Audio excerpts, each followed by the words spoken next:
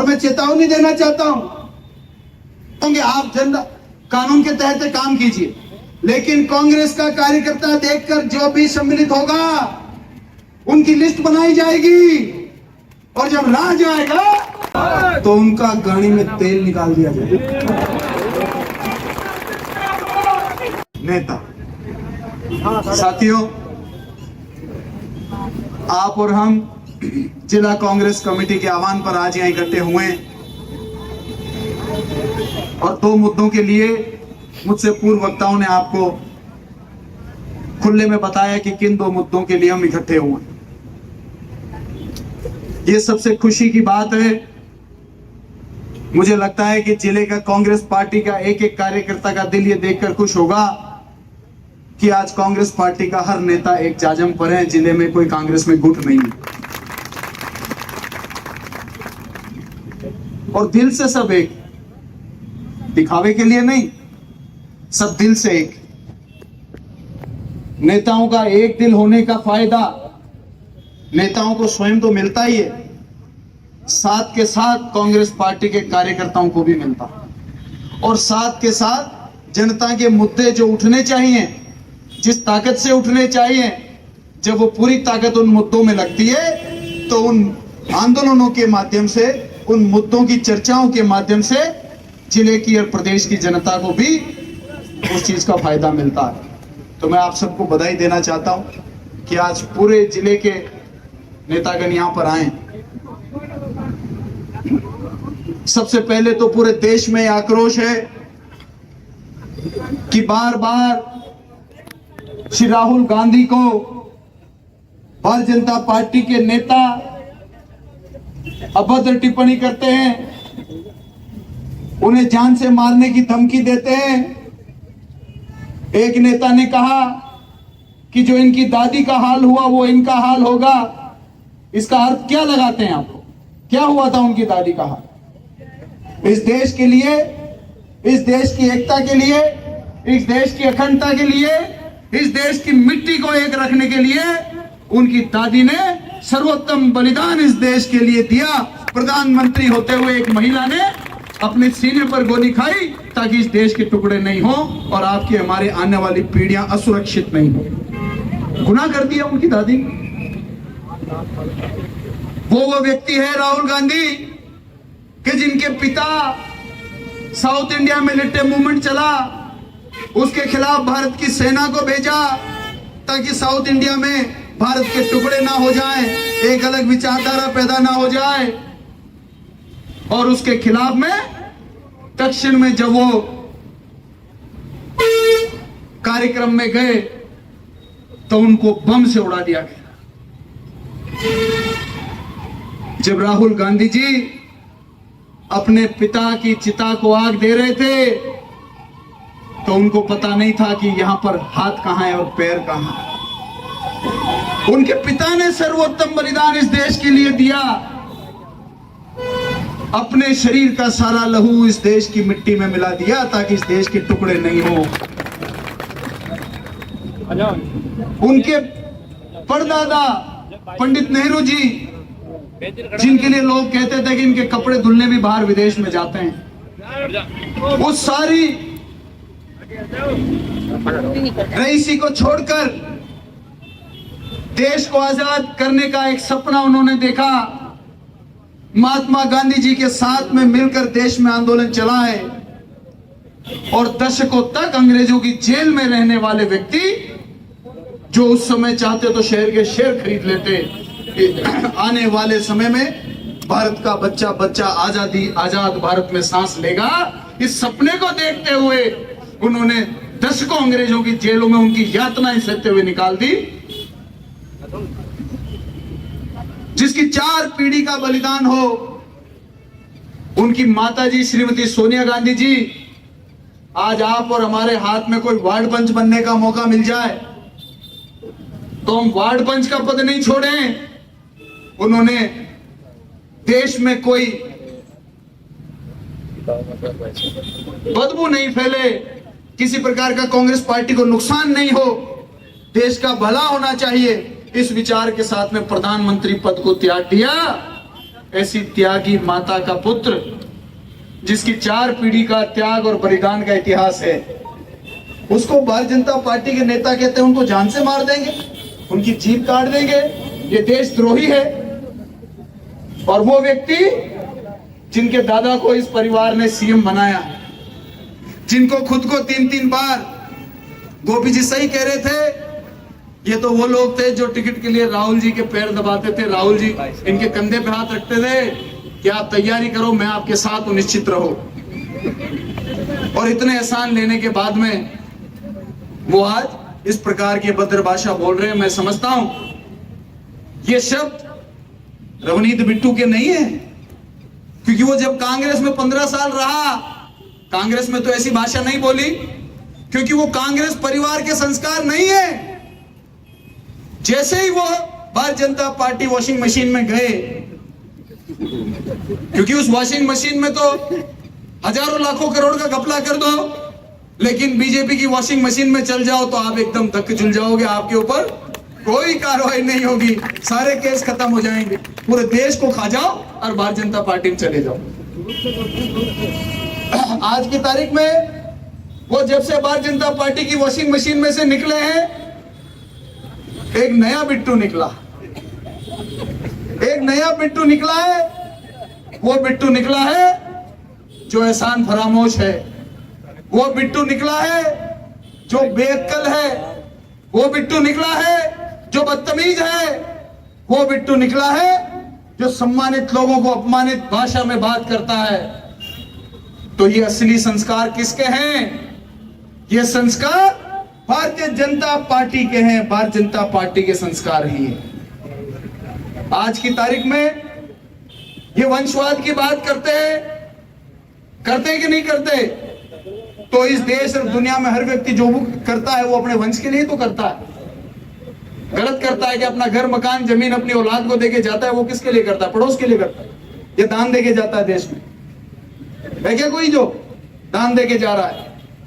और एक बात बताओ, अमित शाह जी, मोदी जी ये मुद्दा बनाते हो, तो अमित शाह जी का बेटा बीसीसीआई का प्रेसिडेंट कैसे बन गया? उन्होंने कौन सा क्रिकेट खेला है?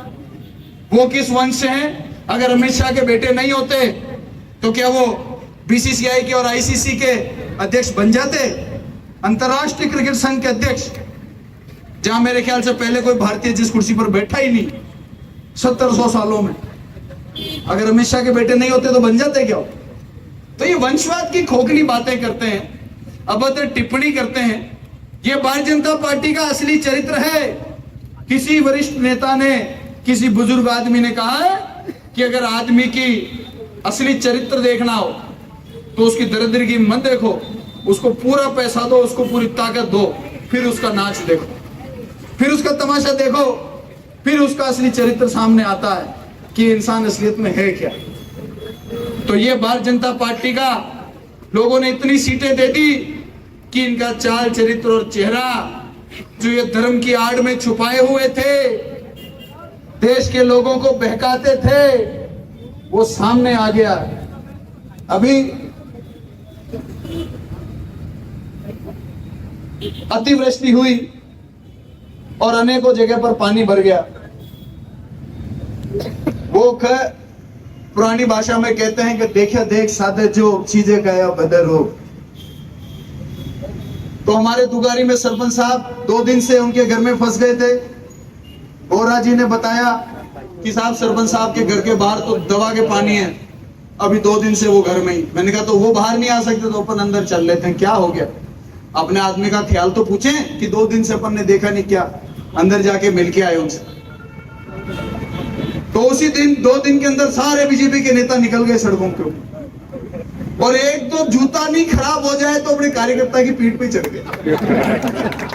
मैंने कहा आपकी राजनीति खत्म है, ये एक फोटो मार देगी आप। अरे सत्ता ही नहीं है आपकी भावना ही नहीं है कि आप अपने क्षेत्र के ऊपर एक चमड़े का जूता खराब कर दो। आप क्या राजनीति करोगे? क्या त्याग करोगे? भूल जाओ राजनीति। जो अपने क्षेत्र के लोगों की दुख दर्द में अपने चमड़े का जूता खराब नहीं कर सकता, वो क्या राजनीति करेगा? क्या बलिदान और क्या त्याग अपने क्षेत्र के लोगों के लिए करेगा? साथियों, आज की तारीख में मैंने 15 दिन पहले जिला कलेक्टर महोदय और मुख्यमंत्री महोदय को एक चिट्ठी लिखी कि पूरे बूंदी जिले में जितनी भी दालें थी, जितना भी मक्का था, जितना भी सोयाबीन था, 95% गल चुका है, खत्म हो चुका है। ऐसी भी स्थिति आ गई कि इस बार तो पहली बार देखा कि चावल गल गए। ये मैंने तो पहली बार ही पिछले 30 सालों में पहली बार सुना कि इतनी अतिवृष्टि हुई। ये तो महादेव जी की मेहरबानी थी, अपने पास 3 साल का पानी हो गया, अच्छी बात। लेकिन ये आंदोलन किस बात का है? ये आंदोलन इस बात का है कि जब किसान केसीसी लेता है और उसका पैसा इंश्योरेंस का कटता है, तो अगर उस किसान की फसल खराब हुई है तो उसका मुआवजा मिलना उसका अधिकार है। वो कोई मेहरबानी नहीं है, वो कोई मेहरबानी नहीं है किसी सरकार की, वो किसान का अधिकार है। उसने पैसा भरा है उस चीज का, खराब हो गई तो दो। जब मैंने जिला कलेक्टर महोदय से आग्रह किया कि जिले के 3 एमएलए हैं, जिला प्रमुख महोदय हैं, 5 पंचायत समिति में प्रधान हैं, सब जनप्रतिनिधियों के साथ में जितने जिला परिषद सदस्य हैं उनके साथ में एक जिला स्तर की बैठक रखी जाए, ताकि जनप्रतिनिधियों को पता तो लगे। हमसे जनता पूछती है, साहब हमारे फसलें गल गई, मुआवजे का क्या हो रहा है? तो कार्रवाई अगर हमारे सामने होगी तो हम क्षेत्र के लोगों को संतुष्ट कर सकेंगे। लेकिन आज 15 दिन हो गए, जनप्रतिनिधि प्रशासन की कोई मीटिंग नहीं। ये गैर जिम्मेदारी की हरकत है। और मुझे तो लगता है अगर हम लोग ढीले रह गए तो किसानों के अधिकार को मारने का काम इनकी लापरवाही कर देगी, चाहे कोई बीमा कंपनी करे ना करे। इसलिए मैंने आप लोगों से आग्रह किया कि अब हम सब लोगों को मिलकर इस लड़ाई को लड़ना है। बाबूजी हरिमोहन जी और सीएल प्रेमी जी सही कह रहे थे कि हम तो विपक्ष में बैठे हैं, लड़ाई तो पूरे 4 साल ही लड़नी। लेकिन ये किसानों की लड़ाई एक एक कांग्रेस का नेता लड़ना चाहता है कि नहीं चाहता है? पहले आपके हाथ खड़े करो, कौन कौन चाहता है कि फसल गिरे? तो आज हम लोग जिला प्रशासन को एक चेतावनी देकर जाएंगे। एक बार चिट्ठी लिख दी, एक बार सांकेतिक धरना कर दिया, चेता दिया, फिर भी अगर ये नहीं चेते तो जन आंदोलन होना चाहिए कि नहीं होना चाहिए? होना चाहिए कि नहीं होना चाहिए? होना चाहिए। तो आप समझ लीजिए, अगर सीएल प्रेमी जी मुझे इजाजत दें कि 1 महीने का समय इनको दे दिया जाए, और अगर 1 महीने के अंदर अंदर जिले के किसानों को उनका मुआवजा नहीं मिला तो हम 1 महीने बाद की बड़े जन आंदोलन की घोषणा करें। अगर आप दोनों मुझसे हाँ कहें तो मैं इसकी घोषणा कर दूं। भाई टाइम दे 1 महीने का, आपके पास टाइम। आज हमने आपको चेता दिया है, प्रेमी जी आपकी इजाजत है तो मैं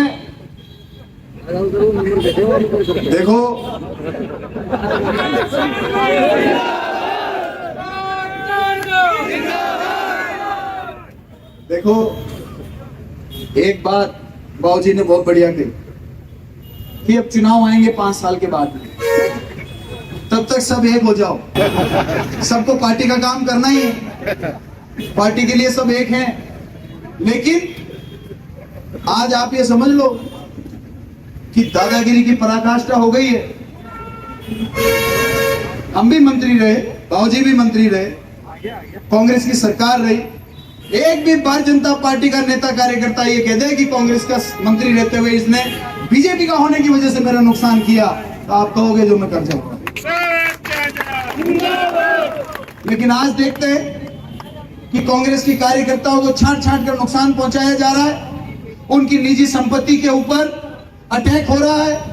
किसी के ट्रैक्टर जैसी भी हैं तो उनके चालान देखकर उनके घर से उठाकर चालान हो रहे हैं, किसी के सीबीआई भेज देते थे, उनकी कटिंग करके भेज दिया देश के लोगों ने। जो तुम उनसे बड़े हो क्या? ये दादागिरी बूंदी के लोग तो सहन नहीं करेंगे। सहन करोगे क्या आप लोग? विशेषकर कांग्रेस कार्यकर्ताओं के ऊपर अटैक हो रहा। और मैं चेतावनी देना चाहता हूं कि जो भी अधिकारी कर्मचारी इसमें पर्सनल अटैक के अंदर सम्मिलित होंगे, आप जनता कानून के तहत काम कीजिए, लेकिन कांग्रेस का कार्यकर्ता देखकर जो भी सम्मिलित होगा उनकी लिस्ट बनाई जाएगी, और जब राज आएगा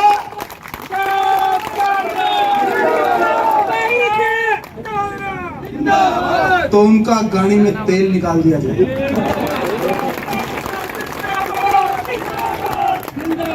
अभी तो मान लो हम कुछ नहीं कर सकते, हम सहन ही करेंगे, लेकिन जितना तुम सहन कराओगे उतना तेल निकाला जाएगा और अपना टाइम आएगा।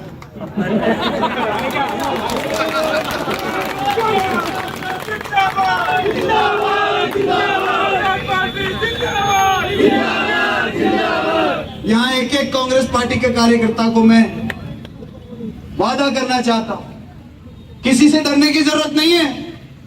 हमारे नेता राहुल गांधी ने कहा है डरो मत, जो डरेगा उसको और ज्यादा डराया जाएगा। आम लोगों के अधिकारों के लिए लड़ो, आगे बढ़ो, एक रहो। अगर कोई डराता है डरो मत, और जब अपना टाइम आएगा, जब सब हिसाब किताब बराबर हो जाएगी, हिसाब का बहुत पक्का हूं। साल भर पहले वोट बता देता हूं ना, इस बार इतने पड़ेंगे अपने। बताओ, इंडोल नैनवा के लोग तो जानते हैं, साल भर पहले बताता हूं ना इतने वोट आएंगे। उतने ही आते हैं कि नहीं आते? उससे 2000 ज्यादा ही आते हैं, लेकिन 1000 कम नहीं आए कभी भी। तो गिनती का हिसाब का बहुत पक्का हूं, और याददाश्त इतनी पक्की है कि कभी डायरी नहीं रखी। रोज 10 बादाम का खर्चा करता हूं, अकाउंट यहाँ पर लिखे हुए हैं सबके। तो ये जो लोग एजेंडा के तहत काम कर रहे हैं ना, इनका भी समय आएगा जब इनको बता देंगे। तो साथियों, आज हम लोग यहां से कलेक्टर साहब के कार्यालय तक जाएंगे, क्योंकि छुट्टी है तो शायद कलेक्टर साहब है कि नहीं है, एडीएम साहब मिलेंगे, उनको हम सब लोग इस ज्ञापन को देंगे। और 1 महीने में तैयार हो जाओ, फसले वसले निकाल लो अपनी। आज क्या तारीख है? 21। वैसे तो फसलें ज्यादातर गल गई, तो निकालेंगे क्या अपन, है ना? अगली 21 की घोषणा मैंने बाबूजी से, प्रेमी जी से इजाजत भी ले ली, और मेरी इच्छा भी है कि अगली 21 की मैं घोषणा करता हूं। अगर तब तक किसानों के अधिकार उनके मुआवजे नहीं दिलाए, तो जब वो लोग अधिकार को दबाना जानते हैं, तो हम अधिकार को लेना भी जानते हैं।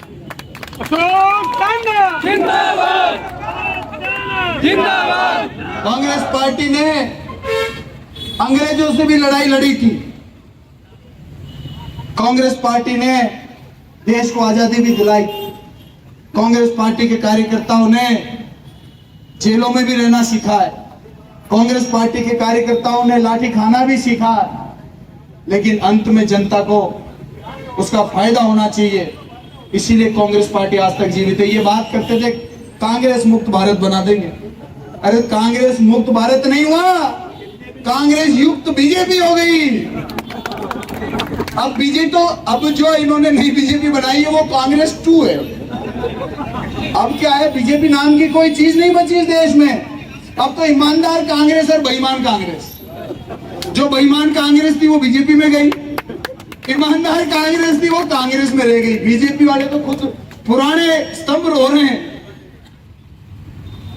प्रेमी जी, जो बीजेपी भी जो है ना वो बेईमान कांग्रेस, सारे बेईमान कांग्रेस उसमें गए, ईमानदार कांग्रेस में रह गए। तो साथियों, 1 महीने बाद में 21 तारीख को यदि जिले के किसानों को फसल का उचित मुआवजा नहीं मिलता है, तो आज से ही हम अपने अपने गांव में, अपने अपने पंचायत में रणनीति तय कर ले।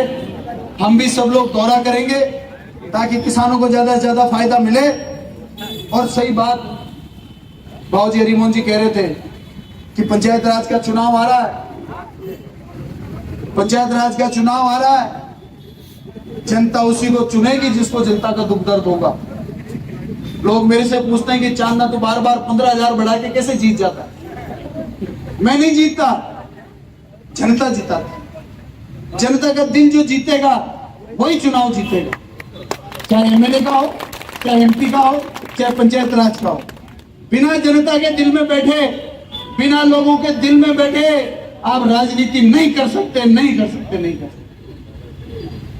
तो लोगों के दिल में बैठना है तो उनके दर्द को जानो, उनके दर्द के लिए कोहराम मचा दो।